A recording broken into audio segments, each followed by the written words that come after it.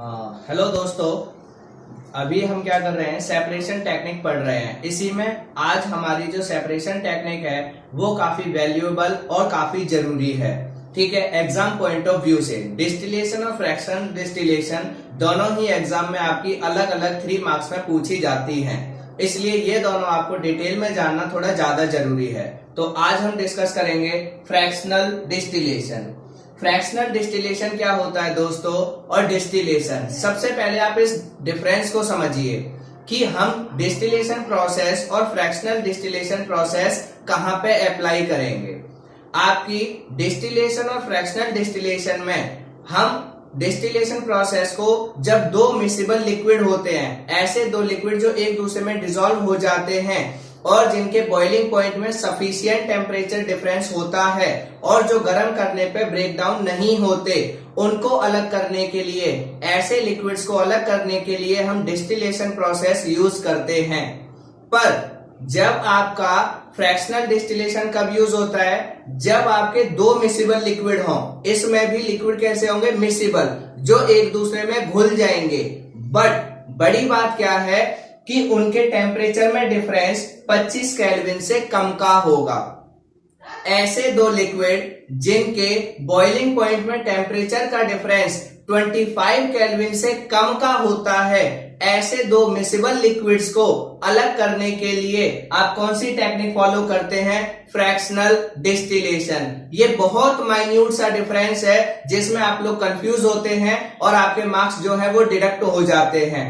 तो बेसिक में दोबारा रिपीट कर रहा हूं, जैसे आपने डिस्टिलेशन में देखा था। डिस्टिलेशन में क्या था दोस्तों कि 2 ऐसे लिक्विड जो एक दूसरे में डिसॉल्व हो जाते हैं, इसमें भी 2 ऐसे लिक्विड जो एक दूसरे में डिसॉल्व हो जाएंगे। ये कंडीशन तो दोनों में सेम है, बट डिस्टिलेशन में टेम्परेचर डिफरेंस बहुत था। 40, एक का था आपका 40, दूसरे का था 100 डिग्री सेल्सियस, एक का था 56, दूसरे का 100 डिग्री सेल्सियस। तो टेम्परेचर में बहुत ज्यादा डिफरेंस था। ठीक है, बट यहां पे ऐसे टेम्परेचर की बात होगी, ऐसे 2 लिक्विड जिन दोनों के बॉइलिंग पॉइंट में 25 केल्विन से कम का डिफरेंस होता है। अगर 26 केल्विन हो गया तो आप तुरंत कौन सी प्रोसेस पे चले जाएंगे, डिस्टिलेशन। अगर टेम्परेचर इन दोनों लिक्विड के, मिसिबल दोनों लिक्विड के टेम्परेचर में 25 केल्विन से कम का डिफरेंस होगा, तभी आप कौन सी अप्लाई कर सकते हैं, फ्रैक्शनल डिस्टिलेशन। अगर 25 केल्विन से ज्यादा का डिफरेंस हो गया तो आप कौन सी अप्लाई करेंगे, डिस्टिलेशन। ये ध्यान रखना, बस इसमें मेजर डिफरेंस यही है कि डिस्टिलेशन में आपके क्या होता है, बॉइलिंग पॉइंट में जो टेम्परेचर डिफरेंस होता है वो काफी होता है, और फ्रैक्शनल डिस्टिलेशन सिर्फ वहां पे लगेगी, ऐसे 2 लिक्विड्स में लगेगी जिनमें आपका 25 केल्विन से कम का डिफरेंस होता है उनके बॉइलिंग पॉइंट में। ये सबसे पहला पॉइंट, सबसे जरूरी पॉइंट जो आपके लिए बहुत ज्यादा जरूरी है कि हम डिस्टिलेशन कहां अप्लाई करेंगे और फ्रैक्शनल डिस्टिलेशन कहां अप्लाई करेंगे। अभी मैं एक एग्जांपल देके भी समझाऊंगा, उससे पहले इसकी प्रोसेसिंग समझ लेते हैं। ये आपकी क्या होगी, जनरल फ्रैक्शनल डिस्टिलेशन का इंट्रोडक्शन मैंने करा दिया कि फ्रैक्शनल डिस्टिलेशन कहां अप्लाई होती है, जब आप 2 लिक्विड के मिक्सचर को अलग कर रहे हो और जिसमें आपका 25 केल्विन से कम का डिफरेंस होगा, उसको आप उन दोनों लिक्विड को अलग करने के लिए आप कौन सी टेक्निक यूज करेंगे दोस्तों, फ्रैक्शनल डिस्टिलेशन। और मैंने यहाँ पे उसका प्रिंसिपल भी लिख रखा है। प्रिंसिपल ये रहा fractional distillation. Fractional distillation method is used to separate a mixture of 2 और मोर मिसिबल लिक्विड। मतलब फ्रैक्शनल डिस्टिलेशन टेक्निक वहां यूज होती है जहां पे आप ऐसा मिक्सचर लेते हैं जहां 2 या 2 से ज्यादा मिसिबल लिक्विड आप यूज करें, और दूसरा for which the difference in boiling points, और उनके बॉइलिंग पॉइंट्स में कितने से कम का डिफरेंस हो, 25 केल्विन से। ये सबसे जरूरी पॉइंट है, ये बहुत बहुत जरूरी पॉइंट है फ्रैक्शनल डिस्टिलेशन के लिए। फ्रैक्शनल डिस्टिलेशन बेशक 2 मिसिबल लिक्विड में लगाई जाती है उनको सेपरेट करने के लिए, पर उन दोनों लिक्विड में जो टेम्परेचर का डिफरेंस होगा वो 25 केल्विन से कम का होना चाहिए। ये बात आपको ध्यान रखनी है। अगर 25 केल्विन से ज्यादा का होगा तो आप किसको यूज करेंगे, डिस्टिलेशन प्रोसेस को। क्लियर हो गया, प्रोसेस समझ में आ गई, कहां अप्लाई होगी, इसका प्रिंसिपल क्या होता है ये लिखा हुआ दोस्तों। अब आपको क्या करता हूं मैं, आपको परफॉर्मिंग, मतलब लैब के अंदर आप कैसे परफॉर्म करते हैं जो आपकी एनसीईआरटी में एक्टिविटी दी गई है उसी की हेल्प से बताता हूं। तो आपने अभी तक आपने डिस्टिलेशन की प्रोसेस को समझा, क्या होती है, कहाँ अप्लाई होती है, उसके बाद उसका प्रिंसिपल क्या है ये आपने देख लिया। इसमें आप ना भी लिखना चाहे तो इतना चलेगा, ठीक है। Where two miscible liquid and they have difference in their boiling points lower than 25 kelvin. तो जिनका आपका ऐसे दो मिसिबल लिक्विड जिनमें 25 केल्विन से कम का डिफरेंस होता है बॉइलिंग पॉइंट में, उन लिक्विड को आप कौन सी से अलग करेंगे, फ्रैक्शनल डिस्टिलेशन। क्लियर हो गया पॉइंट। अब इसको परफॉर्म कैसे करते हैं, क्या क्या एपरेटस इसमें चाहिए होते हैं, देखिए। सबसे पहले आपका क्या हो गया दोस्तों, डिस्टिलेशन फ्लास्क, जो हमने किस में यूज किया था, डिस्टिलेशन टेक्निक में भी यूज किया था। किस में, डिस्टिलेशन टेक्निक में भी हमने यूज किया था डिस्टिलेटिंग फ्लास्क। उसमें हमने ये यूज नहीं किया था बस। इसमें नई चीज क्या है, इसमें और डिस्टिलेशन प्रोसेस में सिर्फ एक ही डिफरेंस है, और वो डिफरेंस है इस स्ट्रक्चर का। ये जो आपको स्ट्रक्चर दिख रहा है, ये स्ट्रक्चर आपका अलग है, बाकी सारी चीजें बिल्कुल सेम है जो आपकी डिस्टिलेशन टेक्निक में यूज हुई थी, ठीक है। अभी आपको समझ में भी आ जाएगा, देखिए कैसे क्या चीज है। यहां पे ये मैं, ठीक है, ये आपका ये स्ट्रक्चर, ओके। अब देखिए क्या है, सबसे पहले इसमें डिस्टिलेशन फ्लास्क चाहिए होता है, दूसरा ये आपका एक स्ट्रक्चर चाहिए होता है। इस स्ट्रक्चर को हम कहते हैं फ्रैक्सिनेटिंग कॉलम। क्या कहते हैं, फ्रैक्सिनेटिंग कॉलम। उसके बाद आपको क्या चाहिए होता है, वाटर कंडेंसर। ये हमने डिस्टिलेशन में भी यूज किया था। वाटर कंडेंसर आपका डिस्टिलेशन में भी था, यहां पर भी है। आपका डिस्टिलेशन फ्लास्क डिस्टिलेशन में भी था, यहां पर भी है। थर्मामीटर हमने डिस्टिलेशन में भी यूज किया था, यहां भी यूज कर रहे हैं। उसके बाद आपका ये बीकर जिसमें कलेक्ट करेंगे लिक्विड को, ये यहां पर भी है। तो सिर्फ और सिर्फ एक ही माइन्यूट डिफरेंस है डिस्टिलेशन और फ्रैक्शनल डिस्टिलेशन प्रोसेस में, वो है कि आपकी फ्रैक्शनल डिस्टिलेशन प्रोसेस के अंदर आप फ्रैक्सिनेटिंग कॉलम को भी यूज करते हैं। किसको यूज करते हैं दोस्तों, फ्रैक्सिनेटिंग कॉलम। बाकी इसमें कोई भी डिफरेंस नहीं है। दूसरा प्रिंसिपल में डिफरेंस है, वो मैंने बता दिया, दो लिक्विड जिनमें 25 केल्विन से कम का डिफरेंस होता है। क्लियर। अब ये प्रोसेस होती क्या है दोस्तों, आपको ने लिक्विड ले लिए, आपने क्या ले लिए, लिक्विड, जिन दोनों को आपको अलग करना है जिनमें 25 केल्विन से कम का डिफरेंस है, उनका जो मिक्सचर है आपने इस डिस्टिलेशन फ्लास्क में लिया। उनको आपने क्या किया, हीट करना शुरू किया। जैसे ही आप हीट करेंगे, क्योंकि उनके टेम्परेचर में बहुत कम डिफरेंस है, तो जब तक ये हीट होके अलग नहीं हो पाएगा तब तक दूसरा आपका हीट होने लगेगा और वो भी इसके साथ मिक्स होने लगेगा। तो हम क्या करते हैं, ये जैसे जैसे हीट होता रहता है, इसकी वेपर्स बन के जाती हैं किसमें, फ्रैक्सिनेटिंग कॉलम में।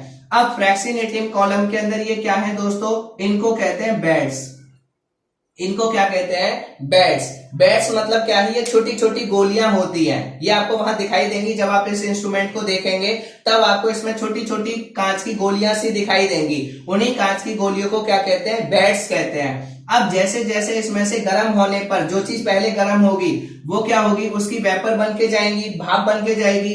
वो वेपर इनसे टकराती है, इन बेड से टकराती है। जब इन बेड से वो टकराती है तो क्या होती है, इसका सरफेस बढ़ जाता है, जिसकी वजह से वो ठंडी होती है और क्या होने लगती है, कंडेंस होने लगती है। तो इस बेड का बहुत बड़ा रोल है।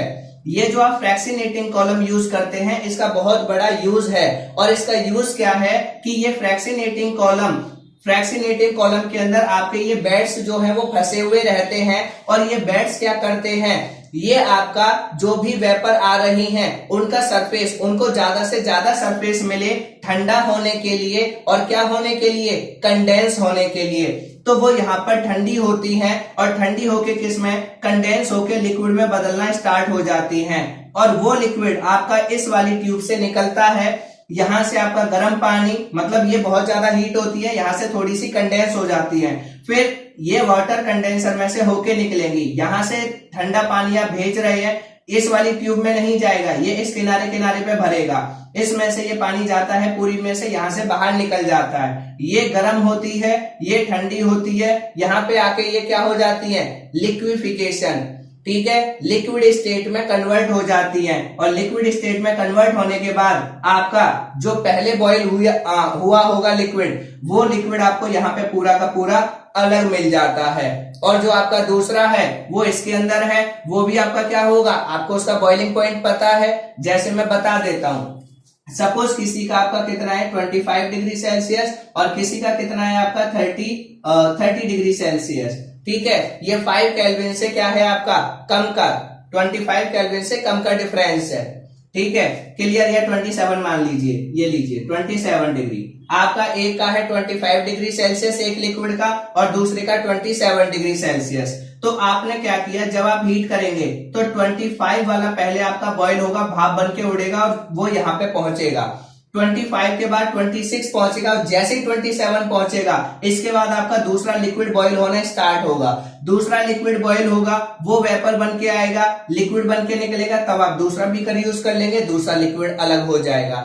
इस तरीके से आप क्या करते हैं, दो ऐसे लिक्विड जिनमें बहुत कम टेम्परेचर का डिफरेंस होता है और कितना 25 केल्विन से कम का, कोई भी ऐसे लिक्विड जिनके अंदर 25 केल्विन से कम का डिफरेंस होगा, उनको अगर आप सेपरेट करना चाहते हैं तो कौन सी टेक्निक यूज करेंगे, फ्रैक्शनल डिस्टिलेशन। काम कैसे करती है समझ में आ गया, क्लियर। ये कंसेप्ट क्लियर हो गए होंगे। अगर फिर भी डाउट है तो उसमें बताना कमेंट सेक्शन में। बट अब यहाँ पे चलते हैं, ये आपका प्रिंसिपल, ये प्रोसेस, ये काम कैसे होता है, ये इसका सेटअप, ये पूरा सेटअप डिस्टिलेशन और फ्रैक्शनल डिस्टिलेशन का 3 मार्क्स में एग्जाम में बनाने के लिए आया था, इसलिए आपको पता होना चाहिए। अब मैं आपको बताता हूं फ्रैक्शनेटिंग कॉलम क्या करता है और कैसे कैसे काम करता है। आई होप आपको ये क्लियर हो गया होगा और बहुत ज्यादा आपको क्लियर कब होगा, जब आप लैब में इसको परफॉर्म करेंगे, जो आपको अभी मिलेगा ही नहीं। अभी आपको सिर्फ थ्योरी में स्टडी करना है। ठीक है दोस्तों, क्लियर हो गया। इसको आप हीट करते हैं मिक्सचर को, जिसका बॉइलिंग पॉइंट पहले होता है लोअर, वो आपका पहले क्या हो जाता है अलग, उसके बाद दूसरा लिक्विड अलग। ऐसे ही आपने 3-4 लिक्विड यूज करें तो तीनों चारों अलग हो जाएंगे, कोई भी प्रॉब्लम नहीं है।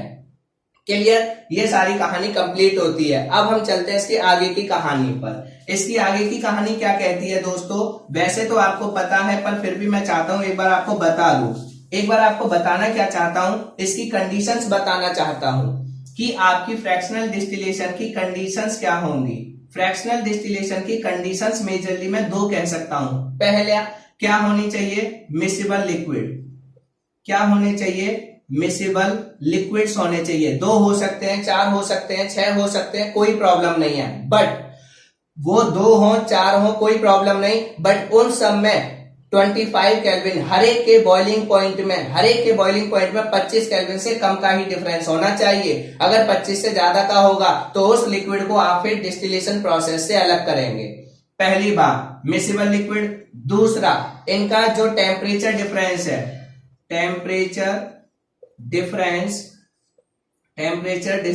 डिफरेंस मस्ट बी, या बॉइलिंग पॉइंट आप कह सकते हैं। ठीक है, आप बॉइलिंग पॉइंट लिख लीजिए, difference in boiling point, difference in boiling points must lower than 25 kelvin, कि आपका 25 केल्विन से कम का डिफरेंस होना चाहिए। ये सबसे बहुत बहुत ज्यादा जरूरी कंडीशन है। अगर ये नहीं हुई तो आप इस प्रोसेस को लगा ही नहीं सकते। क्लियर हो गई इसकी 2 कंडीशन, मिसिबल लिक्विड होने चाहिए और दोनों के बॉइलिंग पॉइंट में 25 केल्विन से कम का डिफरेंस होना चाहिए, ये नेसेसरी है। उसके बाद आपके क्या है, इस टेक्निक को हम किस किस में यूज करते हैं, कहां कहां यूज करते हैं, ये और जान लीजिए। ये आपके लिए काफी अच्छा है और यूजफुल है। इसकी एप्लीकेशन, इस टेक्निक की क्या है दोस्तों, एप्लीकेशन। इस टेक्निक की एप्लीकेशन क्या होती है, इसको आप क्या करते हैं कि अगर आप किसी गैस को अलग करना चाहते हैं, जैसे आपके पास एयर है, एयर में से आप ऑक्सीजन अलग करना चाहते हैं, आर्गन अलग करना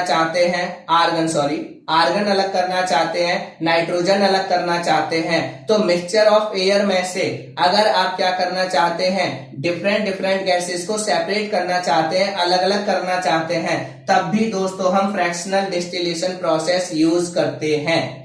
तब भी हम कौन सी टेक्निक यूज करते हैं दोस्तों, फ्रैक्शनल डिस्टिलेशन। ध्यान रखिएगा, आपके मन में क्वेश्चन आएगा कि आपने तो बोला था लिक्विड होने चाहिए, पर यहाँ तो आप गैस को अलग कर रहे हो। इसका भी मैं रीजन बताऊंगा। ऐसा इसलिए करते हैं क्योंकि जो आपकी गैस होती है, गैस को पहले हम लिक्विड में कन्वर्ट करते हैं, फिर उस लिक्विड को फ्रैक्शनल डिस्टिलेशन से ऑपरेट करके या इस टेक्निक को यूज करके आपकी डिफरेंट डिफरेंट गैसेस को एक दूसरे से क्या करते हैं, सेपरेट करते हैं, अलग करते हैं। क्लियर? तो ये याद रखना, ये बहुत जरूरी पॉइंट है। तो इसकी एप्लीकेशन क्या है? इसकी पहली एप्लीकेशन है separation of different gases from mixture of air, या फ्रॉम एयर लिख लो आप, मिक्सचर ऑफ एयर मत लिखो, फ्रॉम एयर में से अगर आप डिफरेंट गैसेस को अलग करना चाहते हैं तो भी आपकी कौन सी टेक्निक यूज होगी? Fractional distillation. कौन सी टेक्निक यूज होगी? Fractional distillation. क्यों यूज होगी? इसका मतलब एक पॉइंट तो ये समझ में आ गया। दूसरा पॉइंट ये भी क्लियर हो जाना चाहिए कि आपकी जो गैसेस होंगी उनके बॉइलिंग पॉइंट में 25 केल्विन से कम का डिफरेंस होता होगा। ये भी पॉइंट क्लियर हो जाना चाहिए, क्योंकि ये टेक्निक लगेगी ही वहां पर जिन दो लिक्विड में 25 केल्विन से कम का डिफरेंस होगा उनके बॉइलिंग पॉइंट में। ये बार बार मैं रिपीट कर रहा हूं इसीलिए ताकि आपको याद हो जाए। उसके बाद इसकी दूसरी टेक्निक क्या है, दूसरी एप्लीकेशन, कि आपके पेट्रोलियम प्रोडक्ट्स को अलग करते हैं to obtain different products from petroleum products.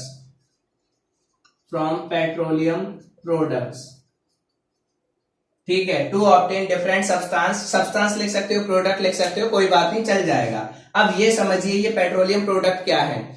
दोस्तों क्या होता है, जैसे आप केरोसिन ऑयल अलग निकालते हो, डीजल अलग निकालते हो, पेट्रोल अलग निकालते हो, आपका क्या निकालते हो, आप सीएनजी अलग निकालते हो, ये सारी, तो क्या होता है हमारे पास इसी तरीके से पेट्रोलियम, हमें जैसे कच्चा तेल कहते हैं ना, क्रूड ऑयल, कि हम क्या करते हैं, कच्चा तेल खरीदते हैं या क्रूड ऑयल खरीदते हैं। वो जो कच्चा तेल या क्रूड ऑयल होता है वो आपका पेट्रोलियम प्रोडक्ट मान लीजिए, उसको हम क्या करेंगे, क्रूड ऑयल को आपका क्या करते हैं, फ्रैक्शनल डिस्टिलेशन, या फिर आप 11th क्लास में जब मेटलर्जी चैप्टर पढ़ेंगे वहां पे सेपरेशन पढ़ेंगे, बट अभी के लेवल पे याद कीजिए कि पेट्रोलियम प्रोडक्ट्स को सेपरेट, पेट्रोलियम प्रोडक्ट के अंदर जिसमें आपको पेट्रोल मिलेगा, डीजल मिलेगा, केरोसिन ऑयल मिलेगा, आपकी क्या मिलेंगी, और भी जो आपके गैसोलीन मिल जाएगा। तो ये जो चीजें आपकी सेपरेट होती हैं एक दूसरे में से, ये सब पेट्रोलियम प्रोडक्ट, क्रूड ऑयल आप लेते हैं, क्रूड ऑयल को ऑपरेट करते हैं, और इन सब का क्या होता है, जो आपके चैम्बर होते हैं डिफरेंट टेम्परेचर के, डिफरेंट टेम्परेचर पे डिफरेंट सब्सटेंस आपको मिल जाते हैं। किस में से? पेट्रोलियम प्रोडक्ट में से। वहां पर भी पेट्रोलियम प्रोडक्ट में से डिफरेंट सब्सटेंस को ऑब्टेन करने के लिए भी कौन सी टेक्निक यूज होती है? Answer fractional distillation. क्लियर हो गया? इसका मतलब पेट्रोल, डीजल, केरोसिन, इन सब के टेम्परेचर में बहुत ज्यादा डिफरेंस नहीं होगा, इन सब में भी इनके बॉइलिंग पॉइंट में डिफरेंस 25 केल्विन से कम का होता है। तो ये पॉइंट आपके लिए जानना बहुत जरूरी है कि इस टेक्निक को कहां कहां यूज करते हैं, इसकी नेसेसरी कंडीशंस क्या हैं, इसका प्रिंसिपल मैंने ऑलरेडी आपको नोट डाउन करा दिया है। अब इसमें चलते हैं दोस्तों हम अपनी अगली हेडिंग, जिसमें फ्रैक्शनल डिस्टिलेशन की डेफिनेशन लिखेंगे हम लोग। क्या कि फ्रैक्शनल डिस्टिलेशन क्या होता है, उसके लिए मुझे पूरा रब करना पड़ेगा। ठीक है, आप लिखना चाहें मैं वर्बली बोल देता हूं, ये आपके नेसेसरी पॉइंट है, इनको नोट डाउन कर लीजिए। उसके बाद में आपको फ्रैक्शनल डिस्टिलेशन, ठीक है, फ्रैक्शनल डिस्टिलेशन का जो सबसे हिस्सा है, बड़ा हिस्सा जो आपको पता होना चाहिए, जिसको कहते हैं फ्रैक्शनेटिंग कॉलम। क्या कहते हैं दोस्तों? Fractionating column.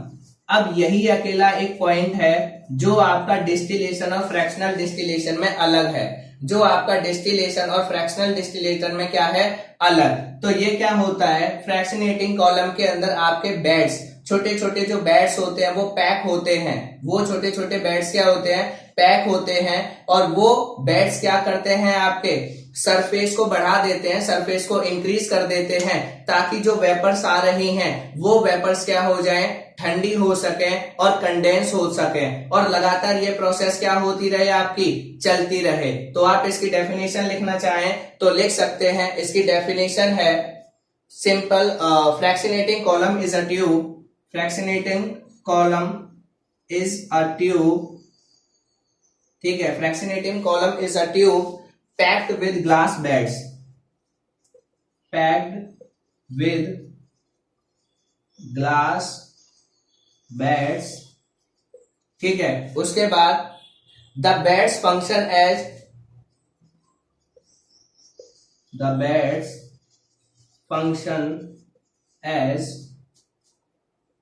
surface for the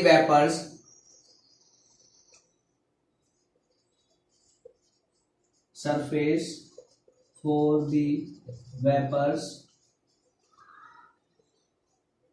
to cool and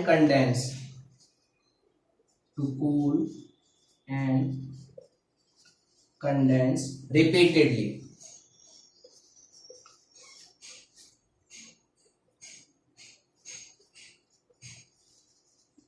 ये है, ये मैंने आपको डेफिनेशन जो है वो किताब में लिखी है, वही लिखवाई है। चाहता मेरे को बताने में कोई प्रॉब्लम नहीं है, बता तो मैंने दिया, वही काम है, ठीक है। बट आप लोगों को क्या होता है, डेफिनेशन में थोड़ी बहुत वर्ड का ऊपर नीचे हो जाता है तो आपको प्रॉब्लम हो सकती है, इसलिए मैंने वही डेफिनेशन लिखवा दी एज इट इज जो किताब में लिखी है। बाकी समझने के लिए कंसेप्ट इतना ही है कि फ्रैक्शनेटिंग कॉलम के अंदर कांच की छोटी छोटी गोलियां भरी हुई होती हैं। वो कांच की छोटी छोटी गोलियां क्या करती हैं, आपकी जो आपका लिक्विड वेपर होके आता है उसको सरफेस को बढ़ा देती हैं, ताकि वो वेपर क्या हो जाए, ठंडी हो जाए और कंडेंस हो जाए। और ये प्रोसेस आपकी लगातार क्या होती रहती है, चलती रहती है। फिर ये कहां से जाती हैं, वाटर कंडेंसर ट्यूब में से, जिसके अंदर पानी आपका ठंडा पानी आ रहा है, गर्म और ठंडा कंबाइन होता है तो वो लिक्विफिकेशन लिक्विड के अंदर कन्वर्ट हो जाती है और उससे क्या हो जाती है, वो आपकी जो गैस है, जो भी आपका लिक्विड था वो आपका एक दूसरे से अलग हो जाता है। ये सिंपल आपकी क्या है, प्रोसेसिंग या फ्रैक्शनेटिंग कॉलम की डेफिनेशन जो आपसे पूछ लेता है, इसीलिए मैंने एज इट इज डेफिनेशन लिखवा दिया। बट सिंपल अगर आपकी जगह मैं या कोई भी अगर खुद बना सकते हो तो ज्यादा आसान है। Fractionating column has glass beds which help in the cooling and condensing of the vapour. खत्म। मैं खुद अगर होता, मैंने ये चीज एनसीईआरटी में से एज इट इज लिखवाई है, वरना मैं क्या लिखता, सिंपल सी definition, fractionating columns has glass beads which helps in the cooling and condensing of the vapor। खत्म, बस इतनी सी। अगर आपको अच्छी लगे तो ये वाली लिख लीजिएगा जो मैंने बोली है, ठीक है। क्या, fractionating column has glass beds, fractionating column has glass beads which help in the cooling and condensing of the vapor। बहुत आसान डेफिनेशन है, बनाने में प्रॉब्लम नहीं है, पर कई दोस्तों को एनसीईआरटी की ज्यादा आदत है इसलिए मैंने ये लिखवा दी है, अदरवाइज कोई भी प्रॉब्लम नहीं है। अब चलते हैं आपकी अगली हेडिंग पे। अगली हेडिंग जो आपकी क्या होती है, गैस को आप कैसे ऑब्टेन करते हैं। गैस में से जो आपकी एयर होती है, एयर में से डिफरेंट डिफरेंट गैसेस को कैसे अलग करते हैं। How can be obtain different gases from air, कि आपकी जो एयर होती है उसमें से आप डिफरेंट गैसेस को कैसे ऑब्टेन करते हैं। आइए इसकी प्रोसेस देखते हैं। इस प्रोसेस में दोस्तों कुछ भी नहीं है, सबसे पहले आप क्या लेंगे, एक डायग्राम बना हुआ है एनसीईआरटी में, एयर, आपने हवा का मिक्सचर जो भी हवा है उसको ले लिया। उसको लेने के बाद आप इसको लिक्विड में कन्वर्ट करेंगे। एयर को किस में कन्वर्ट करना है, लिक्विड एयर में। अब मैंने आपको बताया था चैप्टर नंबर 1 में लिक्विफिकेशन प्रोसेस, जब मैंने एलपीजी की फुल फॉर्म बताई थी, लिक्विफाइड पेट्रोलियम गैस, तो मैंने बताया था किसी भी गैस को लिक्विड में कैसे कन्वर्ट करते हैं। तब मैंने बताया था कि आप प्रेशर को बढ़ाते जाइए, टेम्परेचर को घटाते जाइए, by increasing pressure and decreasing temperature. आप प्रेशर इंक्रीज करिए, टेम्परेचर डिक्रीज करिए, तो कोई भी जो गैस है वो किस में कन्वर्ट हो जाएगी, लिक्विड में। तो वही प्रोसेस यहाँ पे मैं लिखूंगा, ठीक है। एयर को लिक्विड एयर में करने के लिए क्या होगा, एयर को क्या कीजिए, बाय इंक्रीजिंग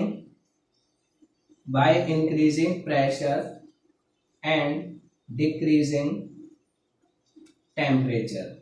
ये ऐसा नहीं है, ये आपको याद करना है। कुछ चीजें मैं जो लिख देता हूं वो एनसीईआरटी में से इसलिए लिख देता हूं ज्यादातर क्योंकि आप एनसीईआरटी की लैंग्वेज को फॉलो करना चाहते हैं, नहीं तो मुझे कोई प्रॉब्लम नहीं है, मैं अपनी लैंग्वेज भी बना सकता हूं, बट वो आपकी कन्वीनियंस के लिए। एयर को क्या किया, आपने प्रेशर को इंक्रीज किया और टेम्परेचर को क्या किया, डिक्रीज। तो जब आप प्रेशर इंक्रीज करेंगे, टेम्परेचर को डिक्रीज करेंगे, तो जो एयर होगी वो एयर दोस्तों किस में कन्वर्ट हो जाएगी, लिक्विड एयर में। किस में कन्वर्ट हो जाएगी, लिक्विड एयर। और जैसे ये लिक्विड एयर में कन्वर्ट हुई, अब मुझे कोई दिक्कत नहीं है। अब मैं इसमें कौन सी प्रोसेस लगा दूंगा, फ्रैक्शनल डिस्टिलेशन। तो अब आप क्या करेंगे, इसको स्लोली हीट करेंगे, धीरे धीरे क्या करेंगे दोस्तों, आप इसको हीट करेंगे, ठीक है। स्लोली वार्म इन फ्रैक्शनल डिस्टिलेशन। धीमे धीमे आप इनको फ्रैक्शनल डिस्टिलेशन में क्या करेंगे, हीट करेंगे। और जैसे जैसे आप धीमे धीमे हीट करते जाएंगे तो जिसका टेम्परेचर सबसे कम होगा, जिसका टेम्परेचर सबसे लोअर होता होगा, वो चीज आपको सबसे पहले अलग मिल जाएगी। उसके बाद जिसका नंबर आएगा उसके बाद वो अलग हो जाएगी। उसके बाद तीसरी वाली जो चीज होगी वो अलग हो जाएगी। मतलब on the basis of their temperature different we obtain different different gases. भाई उनके टेम्परेचर में, उनके बॉइलिंग पॉइंट में जो जो डिफरेंस होगा उसके बेस से हमें डिफरेंट डिफरेंट गैसेस क्या होती चली जाएंगी, मिलती चली जाएंगी। कहने का मतलब क्या हुआ कि उनका टेम्परेचर, मान लीजिए किसी का टेम्परेचर 196 है, जैसे आपकी एनसीईआरटी में दे रखा है 196 किसका है, ऑक्सीजन, ठीक है, 198। तो इस तरीके से जो आपके टेम्परेचर जिसका पहले आएगा वो चीज आपको पहले अलग हो जाएगी, उसके बाद दूसरी अलग हो जाएगी, फिर तीसरी गैस अलग हो जाएगी। इस तरीके से एयर के मिक्सचर में से आप जितनी गैसेस चाहें सबको सेपरेट कर सकते हैं। जरूरी नहीं 2 ही को अलग कर पाए, 3 को कर सकते हैं, 4 को कर सकते हैं, जितनी चाहे आप, जिन जिनका वो मिक्सचर होगी एयर, उन सब गैसेस को आप सेपरेट कर सकते हैं। तो यहाँ पे लास्ट में सबसे पहले एयर, आपने उसको लिक्विफाइड किया, इसमें रटना नहीं है, एयर को लिक्विड में बदलना है। तो कैसे बदलेंगे, increasing pressure and decreasing temperature. Liquid में बदल गया, लिक्विड में बदलने के बाद इसको हीट करेंगे फ्रैक्शनल डिस्टिलेशन से। उसके बाद on the basis of their temperature difference, on the basis of their temperature difference we obtain different gases, we obtain different gases। आपको क्या हो जाएगा, क्योंकि उनके टेम्परेचर के बेस पे जिसका टेम्परेचर डिफरेंट, ठीक है, तो इसका ये प्रिंसिपल भी हो गया कि आपकी गैसेस एक दूसरे से कैसे अलग होती हैं, on the basis of their temperature difference, उनके टेम्परेचर डिफरेंस के बेस पे, ठीक है। तो ये सारी कहानी किसके बारे में थी दोस्तों, फ्रैक्शनल डिस्टिलेशन प्रोसेस के बारे में। ये आपके लिए काफी जरूरी है, हो सकता है ये वाली टेक्निक या ये वाला एग्जांपल आपसे पेपर में पूछ लिया जाए। तो फ्रैक्शनल डिस्टिलेशन को आप एक बार रिवाइज करना, कोई क्वेरी हो, कोई डाउट हो तो कमेंट सेक्शन में डालना। वीडियो अच्छी लगी हो तो लाइक कीजिएगा, शेयर कीजिएगा और चैनल को सब्सक्राइब करना ना भूलें। Thank you.